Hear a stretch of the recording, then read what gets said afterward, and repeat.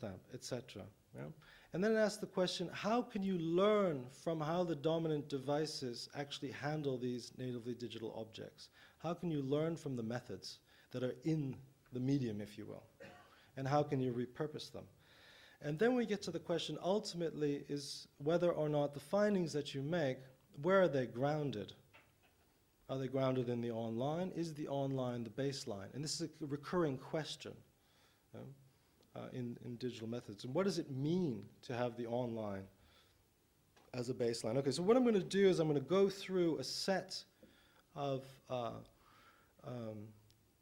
digital methods or approaches that go from the micro to the macro.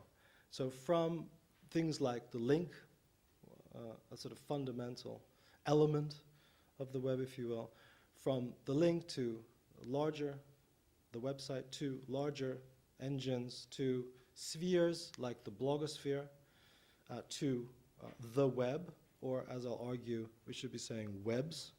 I'll also talk briefly about how to do research on social networking sites and how to do research on Wikipedia. And what I'm going to do with each of these particular methods, if you will, is introduce how they are normally studied, and then I would propose to study them anew if one were to follow the medium and learn from and repurpose dominant device methods. The link, how is it normally studied? Well, it's normally studied from perspective of hypertext theory. In hypertext theory, what you do is you consider the link to be something that is surfed, and the surfer, when going from link to link, and the surfer, when going from link to link, becomes a new author. So you author a story as you surf. Yeah? So this is a sort of challenge to the old notion of authorship. How else is the link studied? Oftentimes in terms of small worlds and path theory. And this is the idea about distance. How far is one website from another website? How many clicks away? How many links away? Yeah? And what is the optimal path between sites or between people? What's the optimal path? Is there a way to get directly from A to B? Who do you have to go through? How small is that world? Social network analysis is similar, but it's necessarily less about the distance and the paths, and more about individual actors or websites positioning. Is a website central? Is it peripheral? And there's a whole instrumentarium that's been developed, as you know, that looks into, with a special vocabulary, so a site that is special in a way is that which is highly between. So they are an important website because it is a broker, or they could also be seen in a negative way. It's a potential bottleneck. How else to study the link? I would propose to follow Google in the first instance and see how they treat links. They treat links as kind of status markers, as reputational indicators. Yeah?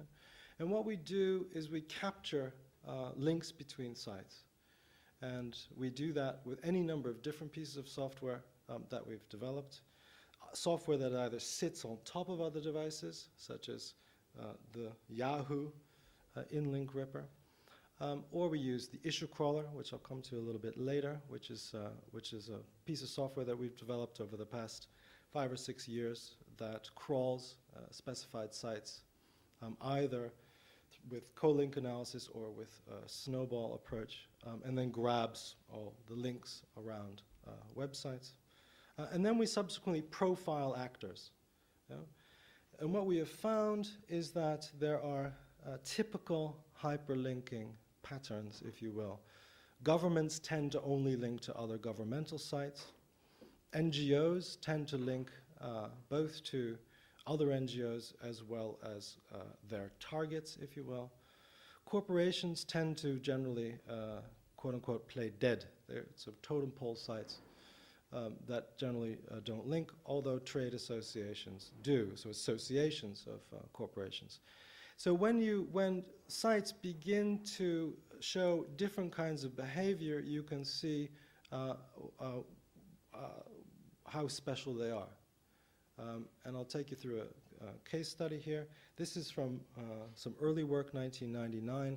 It shows the sort of micro-politics of association put on display through showing hyperlinks between sites. You have here in yellow a corporation that links to Greenpeace. Greenpeace does not link back. It's like, no, we're not going to give you a reciprocal link. Both Greenpeace and Novartis, the corporation, link to government, and government does not link back. This is sort of classic politics of association, where you're seeking to associate with another. We call it oftentimes aspirational linking, and then the other denies reciprocity. Now you see very, very, very typical, right? Very typical relationships between these kind of actors. So the online is showing typical relationships. Now, when you're profiling actors, you can see how actor inlinks and outlinks from particular actor types show how the reputation of a particular organization. You see here 3 different corporations: BioOnline, Novartis, and EABI. Right? The 3 different corporations, but their status is very, very different on the basis of the kinds of links they get. So BioOnline remarkably receives links from government. Novartis receives also a single link from government, but also receives a link from .edu, a scientific or an academic site, etc. So you can see you have very, very different kinds of corporations when you profile them, a reputation of corporations when you profile them on the basis of the kinds of links they get. Also the kinds of links that they give.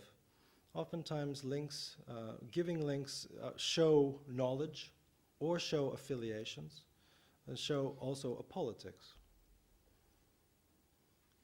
This is a sort of just a quick peek at an issue crawler map where you see on the right-hand side a series of actor profiles. What else can you do with links?